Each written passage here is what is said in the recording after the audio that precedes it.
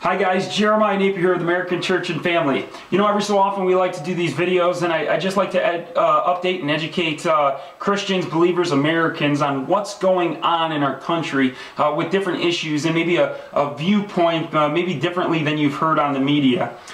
Today I want to talk to you about an educational agenda going on in America that is called Common Core. For those of you who don't know what Common Core is, in essence it's a standard achievement test where the federal government kind of conglomerates all the states together, and they set a curriculum that all these states, the students within these states have to meet a certain level. Now, on the surface, some people say, "Well, that sounds kind of good," and what they're going, it's disguised as is it's being said that, well, we're not competing with other countries now, and we really want to compete with other countries.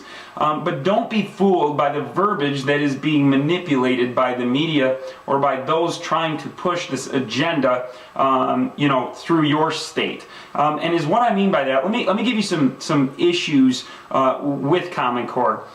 First of all, I mean, as many of you are probably thinking, it's unconstitutional. The federal government, education is a state issue. It should be determined within the state. It should be determined within your community and with those around you.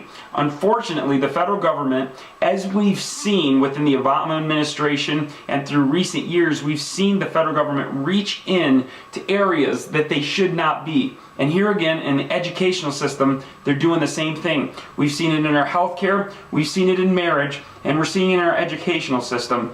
Now, it's important to also realize that anytime the federal government is involved in something, I can pretty much guarantee it's a sticky situation, and it's going to turn out bad. On the surface as well, it looks like, well, shouldn't the federal government be worried about a smart country and everything like that? In essence, no, they should not. They should be worried about our protection and our defense. That's what they're there for. And it is up to the state and the community to worry about the educational system. Another issue with it is that it in essence has the ability to dumb down our community. It has the exact reverse effect of what they're claiming they're wanting to do with it. It encourages teachers to pass students what's on this test. Don't teach them everything. Teach them what's on this test, because we want to be considered the smart people. Not only that, it takes away the ability of a parent or a community to say what their children is learning. How long do you have to see the federal government shut down and argue and change its mind and agendas and suffer financially and fiscally till we realize that the federal government is not the answer? There's a man named David Coleman, and he is not an English teacher, but he is the one that wrote up the English part of this Common Core, and he is going around the community on a strong brigade to say, hey, this is good for Christians because it will help children study the scriptures. Well, that, my friend, is false. And a large reason to that is within the verbiage of Common Core, it strictly prohibits teaching anything that is what they deem fictional. Okay, so you might say, well, Peter Pan's fictional. Are they not going to teach Peter Pan? That's correct. What they're trying to accomplish with Common Core is being workplace ready. Now, if you think about that, okay, so we're going to teach stuff that is non-fictional. That seems all right to me. The issue is that we've taken God and we've taken creationism and the Bible out of the schools. Would we take that out if we didn't deem that fictional? We are now saying that we're not going to teach what we deem fictional.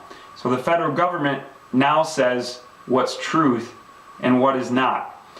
It is not education, it's indoctrination. That's what we're getting with Common Core. There's no education involved. They're indoctrinating what they deem to be truth, what they deem to be false, what they deem to be noteworthy, what they deem to be willing to discard. And it's a serious danger within the church, within your community, within your family, and for your child. I would encourage you, most of you, to homeschool or find a small Christian school or even a large Christian school that you can give your time, effort, and your child to, that would be willing to teach them in the truths, because the way we see this education system today, it is quickly plummeting. I reflect back to Abraham Lincoln. He said the education of today is the government of tomorrow. And that is so true. What we teach today will in turn be what we're living with in America as the government. We've witnessed it firsthand as our system has been manipulated time and time again. This is an issue, an area that the federal government should not be in, and they're calling people close. Hey, here you go. Once again, here's the government. Here's Big Daddy. We'll watch the kids. We'll take care of them. But don't you tell your children what's real and what's not, what's fictional and what's non-fictional, what's truth and what's false. That's not for you to decide. That's for the federal government. It's a serious problem that's slipping through the cracks, and this brigade to tell Christians that this is a good thing is a danger as well, because it's not. It is not education. It is indoctrination. And I cannot say that enough. Go to American Church and Family, sign up for our newsletter, like us on Facebook, like us on Twitter. We are really growing and impacting the community. We're excited about what God's doing. Stay involved and stay educated. Know what the issues are and know how you can make a difference. Get out, speak to your school board, speak to your state legislator and your congressman. Let them know Common Core is a danger and we do not want it in our community. Thank you all, and God bless.